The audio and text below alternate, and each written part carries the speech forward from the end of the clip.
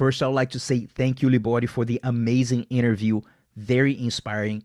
And as I always mention, I hope you're able to grab at least one good takeaway from the interview that you can apply in your journey. My main takeaway is about the courage necessary to face your fears and anxieties and take risks in your life despite what others think. Let me ask you this. What does the word courage mean to you? Have you thought about that?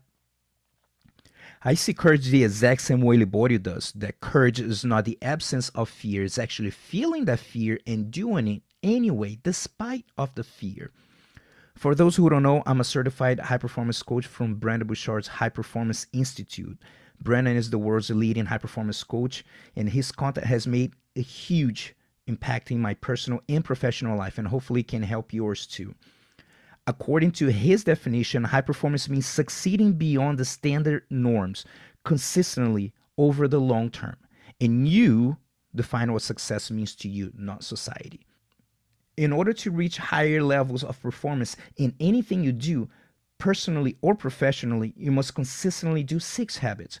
And one of them is to demonstrate courage, which Liborio demonstrated when he quit the safety of the corporate world for his martial arts vision. Despite all the naysayers, he succeeded beyond the standard norms.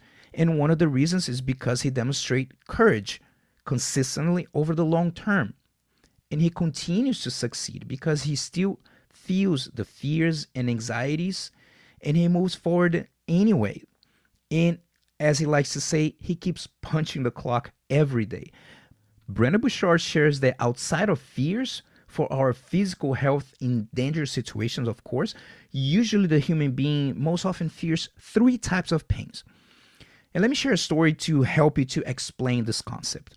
Years ago during a class, I approached a student, let's call him Mario. Mario was a Hispanic gentleman in his early 30s who had really broken English, so we had a hard time to communicate. I talked with him in English and Portuguese, and he basically in Spanish and very little English.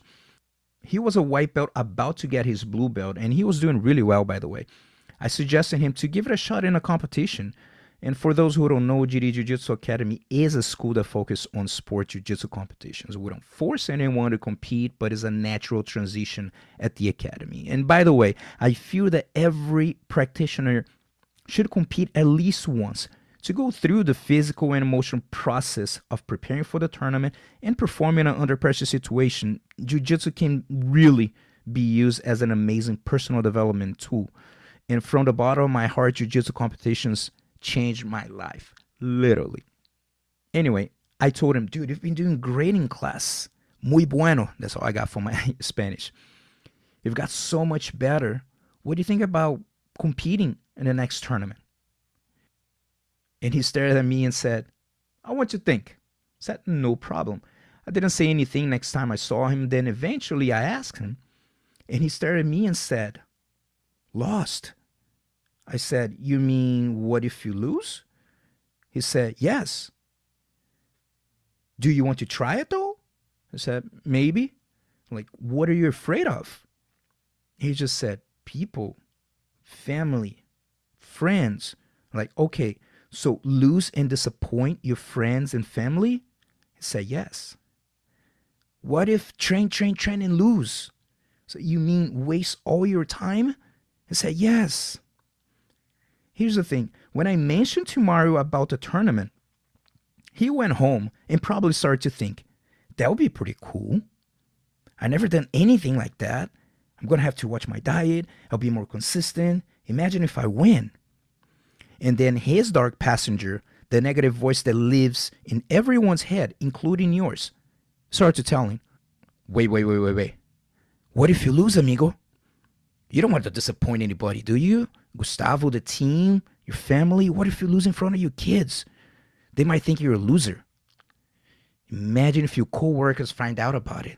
Oh, they're going to be making stupid jokes about it. You know what? You've been super busy, dude. I think you should wait for the next one. And Mario agreed with his dark passenger, even though he wanted to compete. And he said, next tournament. Now anxiety is gone. Eventually, he was promoted to blue belt, good blue belt. Months later, he moved to a different state with his wife and 2 kids. And I don't even know if he kept training or maybe if one day he competed. Anyway, in this scenario, I described the 3 pains most people often fear. We fear loss pain, process pain, outcome pain. Let me break down each one. What if I lose? Outcome pain and loss pain. What if I do all this effort and it doesn't work? The process pain. I don't want to disappoint anybody. Loss pain. Fear that people look down on you if you don't meet their expectations. You lose your respect. You lose your self-esteem. In this scenario, Mario chose fear instead courage, besides of his desire of trying a competition once. Now let's use another example, like Liborio's story. When he first had the thought about quitting the corporate world to pursue his martial arts vision, I assume his dark passenger told him, dude, you have a solid job. If you leave, you're going to lose all your stability, your benefits, loss pain. And what if you do all that, the process pain, and the grass is not greener on the other side, outcome pain?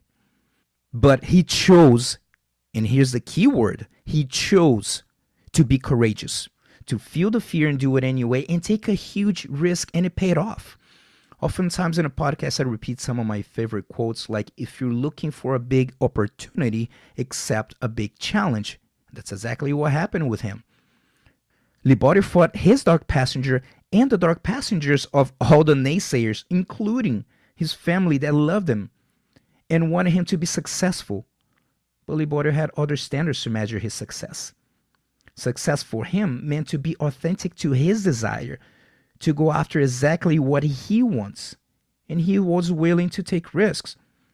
Now, what about you? What are you fearing? The loss pain, the process pain, and or the outcome pain. It can be 1, 2, or a combination of all 3, like it was for Liborio.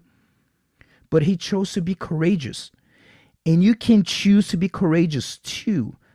Let me ask you this. Is there any area of your life that you know that you need to step up but you're not doing it? Professional and or personal life. Personal things like health, relationships, personal professional levels.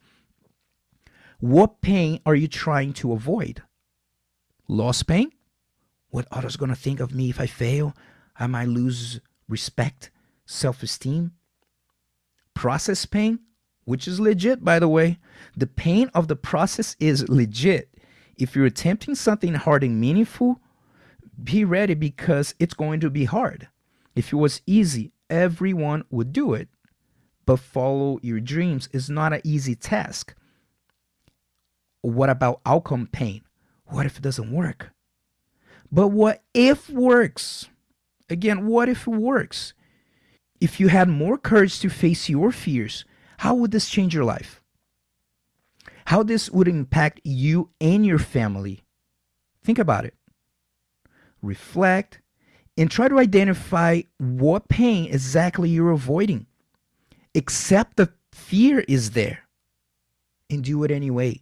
You start to execute on your vision. After you start the process of choosing courage over fear, you must raise your emotional resilience level. How? Punching the clock daily. Regardless of all the curveballs that life throws at you from time to time, you keep punching the clock. You must keep moving towards your vision. To wrap up, I would like to combine Winston Churchill's quote with Liborio's wisdom. Success is not final. Failure is not fatal. It is the courage to keep punching the clock that counts. Os. We're glad you were able to join us for this episode of the BJJ Mental Coach Podcast, but the lesson doesn't end here. Watch the videos and download the audio of the 10 mental mistakes BJJ competitors make and how to avoid them for free when you subscribe to the BJJMentalCoach.com. Don't miss the chance to find out what might be holding you back from being your best self on and off the mat. That's the BJJMentalCoach.com.